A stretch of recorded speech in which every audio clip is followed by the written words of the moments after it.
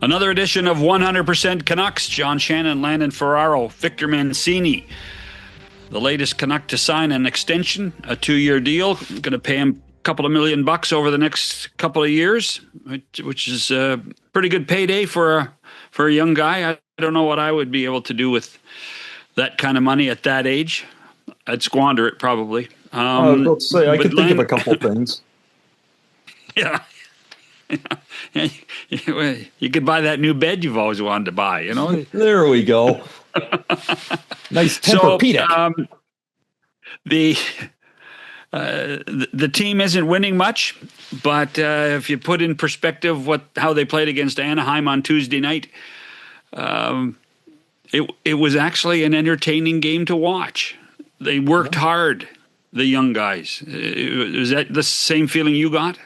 Yeah. And I mean, I don't know how you watch the games, but like now I'm not watching them in, totality anymore, right? Like you're picking the good parts out of it. A couple games ago, they have a tough first 2 periods against St. Louis, and they had a really good third. Like they were able to make those adjustments, and then they go into Anaheim, and that's a team that's really stepped up this year. They're obviously at the top of the Pacific, and they're winning, and they're what the Canucks are hoping to be in a number of years, right? Loaded with young talent and skill and speed, and they kind of are taking that jump and have grown together. But the Canucks didn't back off. Even when Anaheim did gather more control in the game, they were able to stay in it. They found ways to find some offense. Their work rate was great. It's like you said, as long as the work rate is there, a lot of everything else can be overlooked because it's just about the work and learning and being in those positions consistently right now. When Drew O'Connor scored and made it 3-3. Yeah. That was a loud building. Yeah. I mean, the people, this fan base is engaged with this hockey club. It really is. Yeah, I had a lady stop me when I was walking into the studio last night. She said, "Are we going to win tonight?" And I'm like, "They got a chance every night. You just, obviously you just don't know how it's going to go." And she goes, "They're going to win. I'm a diehard. I don't care what happens," right? Like people, as much as you still hear a lot of things the other way, there's people that are here and they're supporting. And again, as long as they put the effort in, they're going to be there to cheer them on. You just need to see a team that fights. Right? Like just that they care and they fight to be in the battle and to be in the game. And if they get down a couple, that they don't give up. And the Canucks didn't do that last night. And that was a good performance. It was. So Victor Mancini has signed a 2-year extension. Your thoughts on what that means for the team and what that means for him? I think it was a really good move for the team, especially meaning like to do it now. You're having such a tough year for the team, and yet you have this young defenseman that you are excited about that played good amount of games last year and has played, I think he's at 19 now this season. But you want to make sure that he's sitting down there in Abbotsford and he's looking and he's like, that team is losing a ton and I can't get into that lineup, right? And so to make sure that, hey, here's like we're giving the contract because we do believe in you. We had to clear out some space, and now you're here. It wasn't anything that you did. It's more on our side, and this is your reward. So I really like that. But for Mancini's side, it's relief. It's even though he knew he was going to get signed, I'm sure of it. It was just more about when and what amount, right? But to not have to think about that again, especially for a young kid, to just go play. That's all that he has to worry about. Indeed, and that's who we will talk to after this. Victor Mancini of the Vancouver Canucks. Landon and I on this edition of 100% Canucks. I won't keep you long. Darren Millard with a tip for everyone who loves great hockey podcasts like this one. John Shannon and I host the OG of 100% Hockey, coming your way multiple times a week. The guest list is the best you will find. Multiple shows a week ensures you won't miss out on any news, and we dig even deeper into the biggest stories around the NHL. Most of our guests are also friends, so I promise there'll be more conversation beyond the X's and the O's. John really does get bored with that after a while. So join us for 100% Hockey. The name says it all. Subscribe now while you enjoy thinking about it, and enjoy. Landon and John back on 100% Canucks, joined by Victor Mancini, fresh off a new 2-year contract. Congratulations. Yeah, thank you very much. So take us behind the scenes a little bit. How long was the discussion? And you and your agent, Kurt Overhard, how difficult was it to come to a number that you could accept?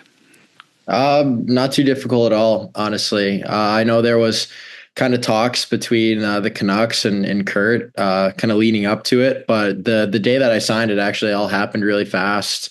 Just the deal was presented in front of me, and I thought it was great. And obviously, I want to be a part of this organization in the future. So, obviously really easy to say yes, and just really excited for the next 2 years.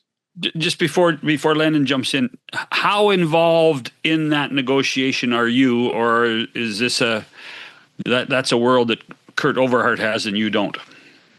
It's more Kurt, to be honest. I let him do his thing, and he kind of reports back to me, I guess, more or less. But it's my job to just go and play as best I can, right? And I think that's just one of the many great qualities of Kurt. He just lets me go and play, and I don't have to worry about that. And when it comes time to it, get the deal done, I guess.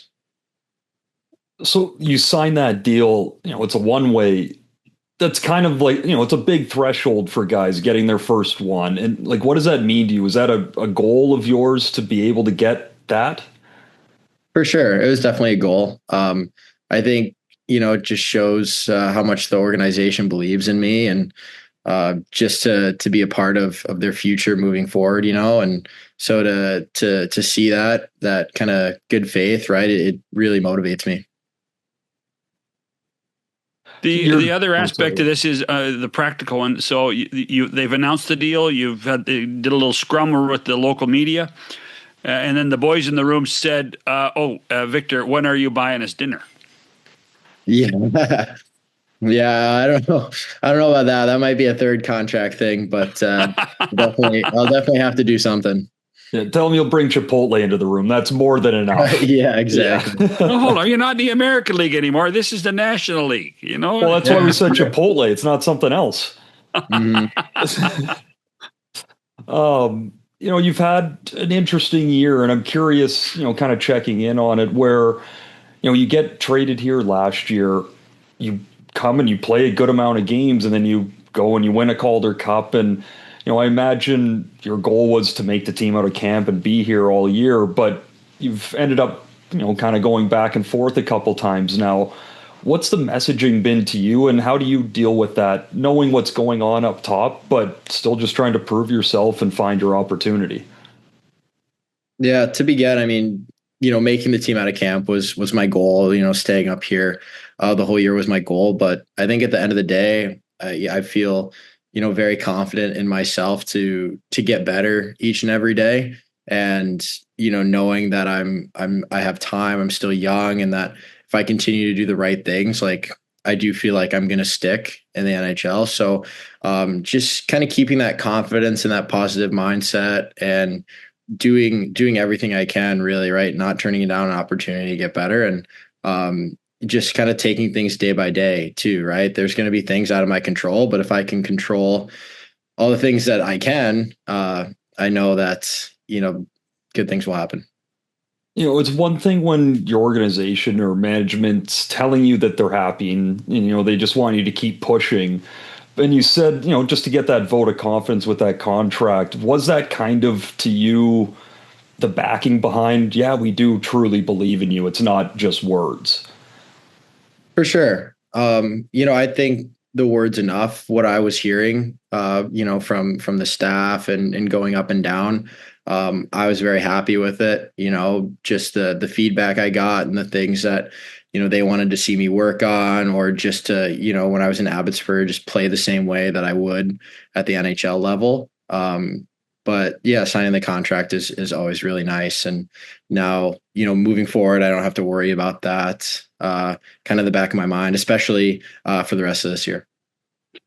What have you worked on in your time between the two clubs?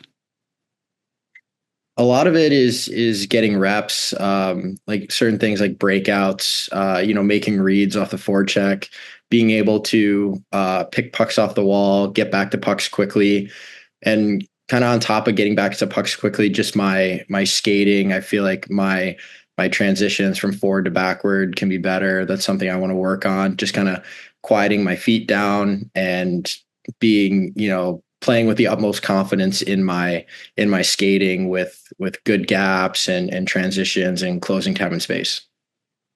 When you're talking about the gaps and closing time and space and all that, like not that forwards don't have to, but clearly defensemen are on top of that stuff a lot more. When you're working on it, like how many times do you get beat clean in practice or even in a game because you're trying to push that envelope and see where your line is of gap? Do you know what what I'm saying? Yeah, I know what you mean for sure. This probably happens more than I'd like. And sorry, yeah, like the reason I ask it is like for when you get beat, like do you feel it and you're like, oh god, like he's gone. Okay, like I've kind of learned a little bit there. Not just telling you to recap all your missteps. No, it's okay. I mean, the gaps, especially taking good angles on guys when attacking guys, like it can be tough. It's such a skill, but we do drills in practice that work on that and in games, right? It comes up so many times in games where I feel like it's getting better for me, but there's always times, right? If you get the instant feedback, right? If a guy cuts to the middle, you're too far in front, right? If he beats you to the outside, right? You get it instantly and you're able to take that and adjust right away, which is what I like. You have, when we last talked to you, was late November. You were basking in the sun of Tucson with Abbotsford on the road, but you were probably one of the youngest guys on the team. Well, that's not the case anymore. You're almost a middle-aged guy on this team now, and you think about how young it's gotten so quickly. How has that changed at all for you? What's gone on in the room with the younger guys?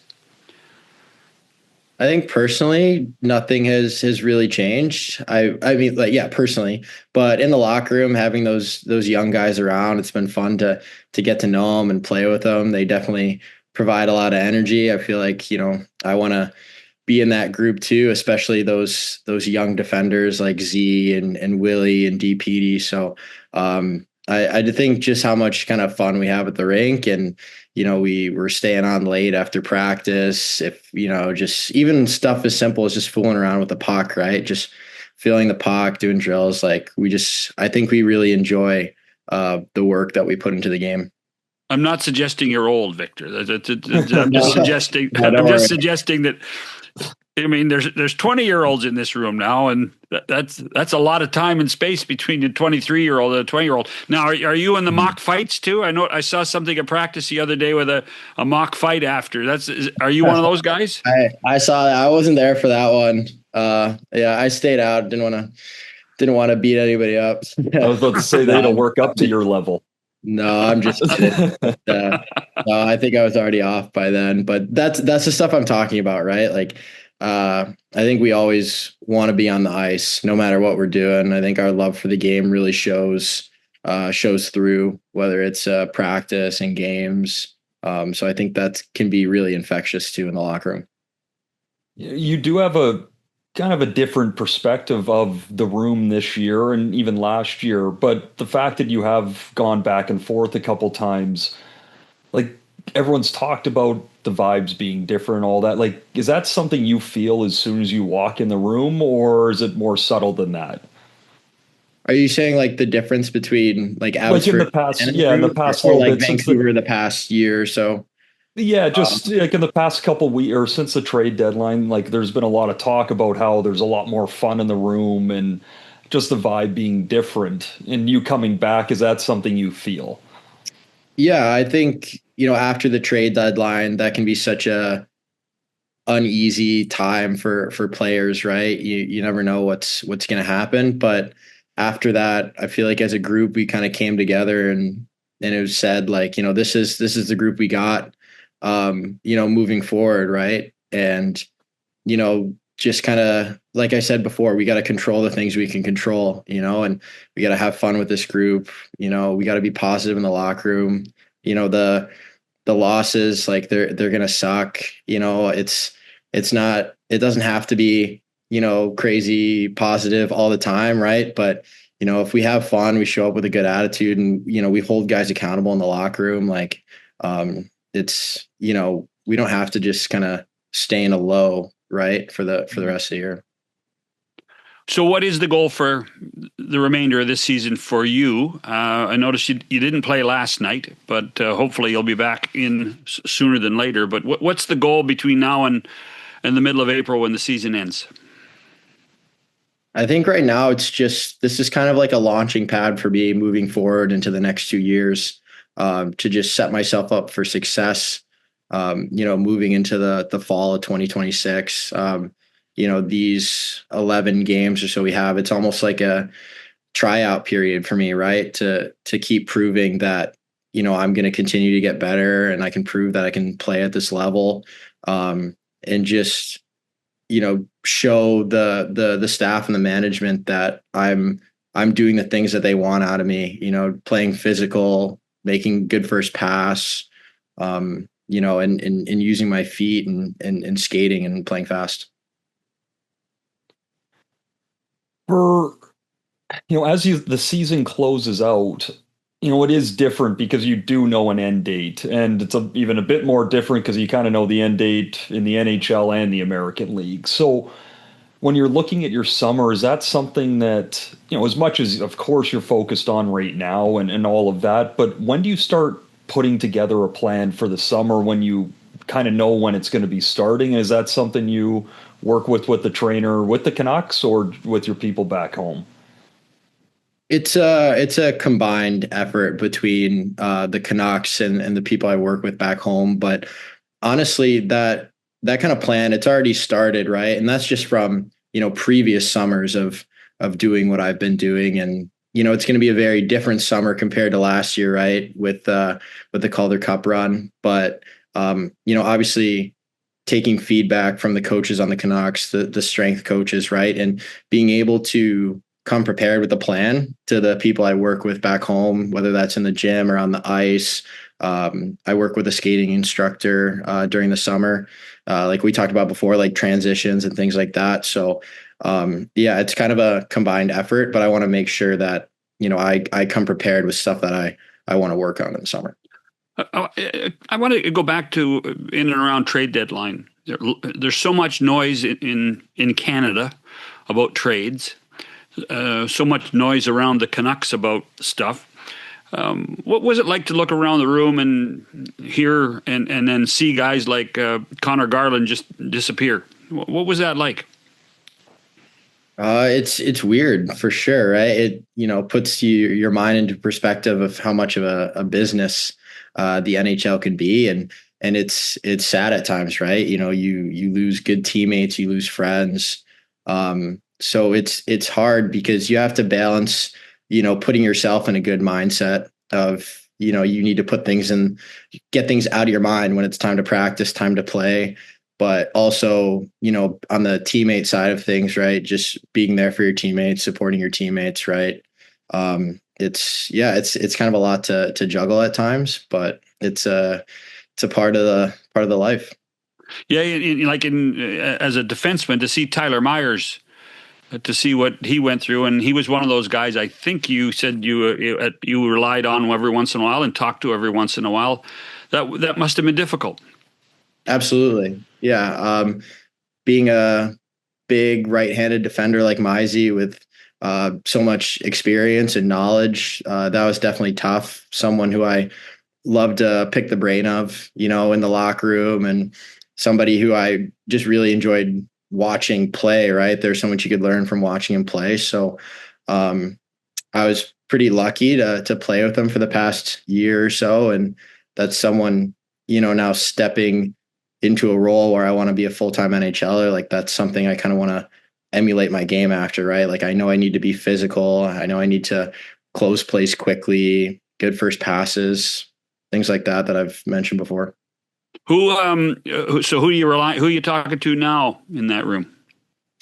Well, even before when Mizey was there, like I'd talk to everybody, right? And even the young guys, right? You can learn so much from them too. But obviously guys like Phil and Marcus, just two more guys that have experience and are, very open to helping you.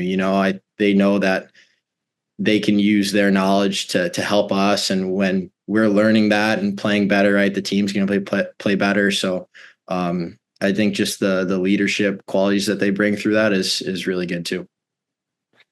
How weird is it though with, like John's brings up Myers and, the respect you have for him and everyone does, but at the same time, him getting traded opens up your spot, right? Like how does that play in your head, right? Like you got to be excited that you're getting another chance, but then you're seeing a guy that you really wanted to keep learning from walk out the door.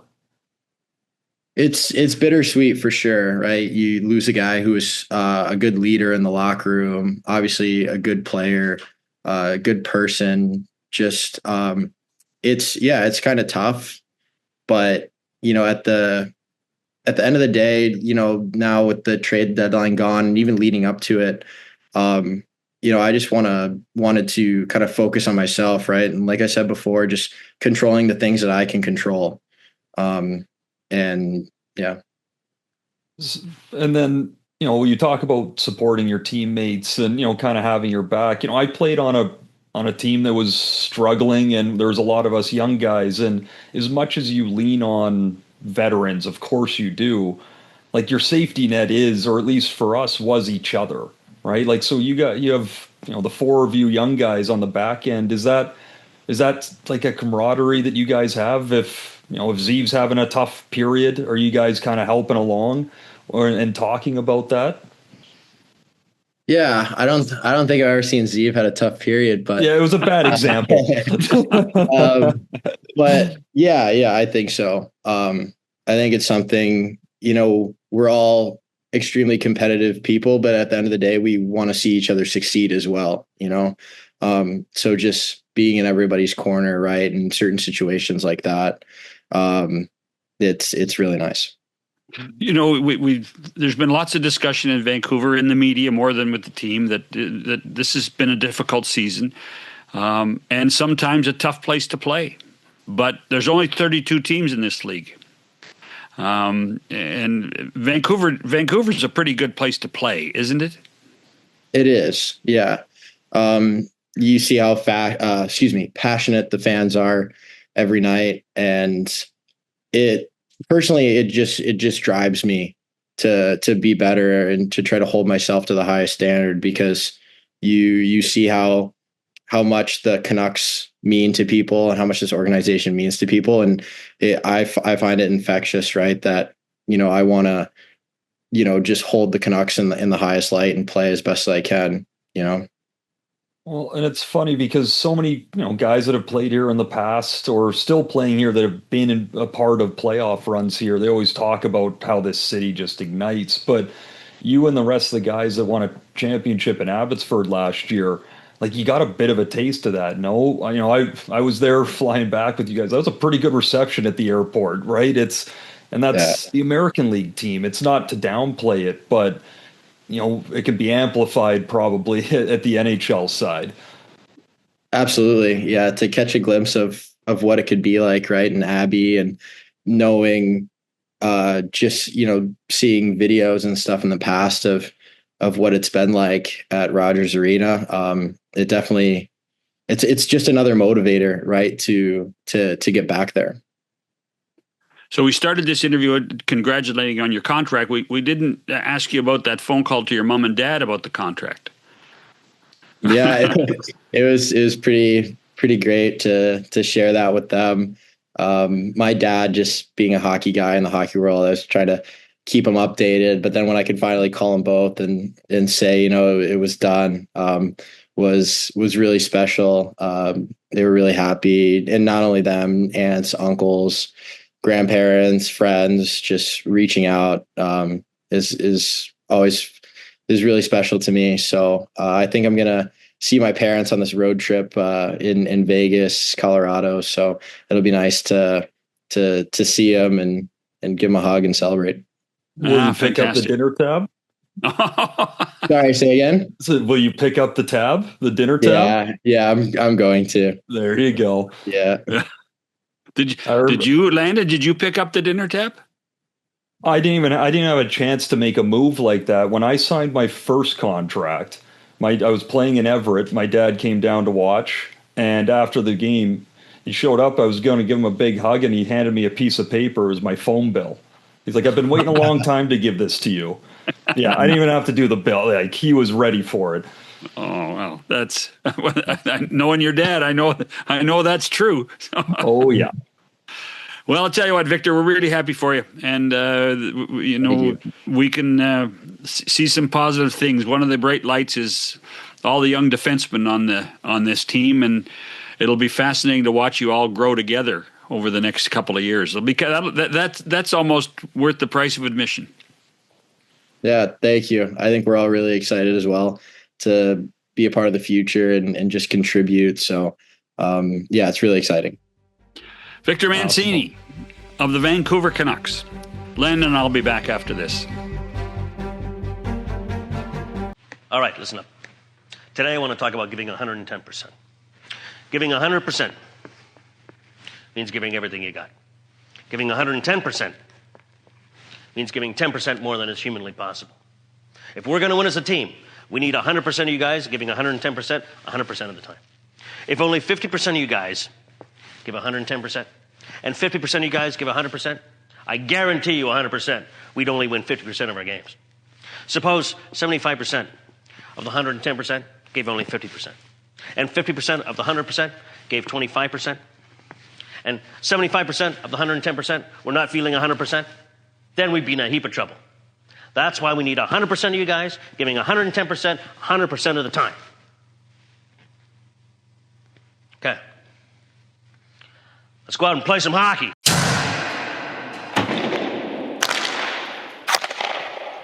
I like you, the fact that, Landon, when you talked to Victor, you went right to the key point that it's a one-way deal.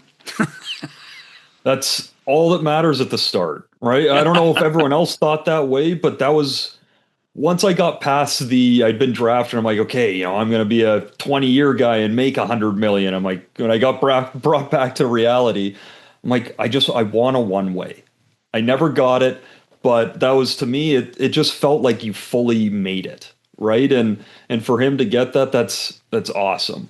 Well, and let's face it, to be that first year of the deal, it's 900. If it was a two-way deal, it'd be 950,000 as a Vancouver Canuck and 90,000 as an Abbotsford Canuck. I mean, exactly right.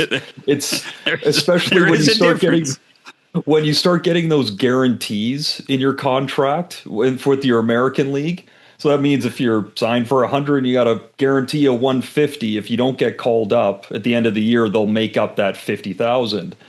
But when you start signing those, now you're starting to look, okay, I actually got to make way over that because at the time there was escrow. So getting called up, I'm like, I'm actually losing money here. It was a big balancing act in there. So the Canucks have a role to play now. 11 games to go. They have Los Angeles Thursday night. They go to Calgary on Saturday. Calgary Saturday. That'll be a young guns night in the National Hockey League. But this team can play a role in the Pacific Division in the Western Conference by being spoiler now. Do players sit in the room and think that, or is it just we just have to play our team game? They could say that it's about the team game, and it is. But again, I don't know if I was just more petty and I loved getting in arguments with guys on other teams, but there's always someone on that other team that you'd be really happy to ruin their playoff chance. Right? Like, and it is a motivator. It's fun to make sure, like, I haven't gotten along with that guy since our 17th year in junior. It's 10 years later. It doesn't matter. I still want to ruin his chances. And it is a motivator. But, that game in Calgary to me is really important. Why?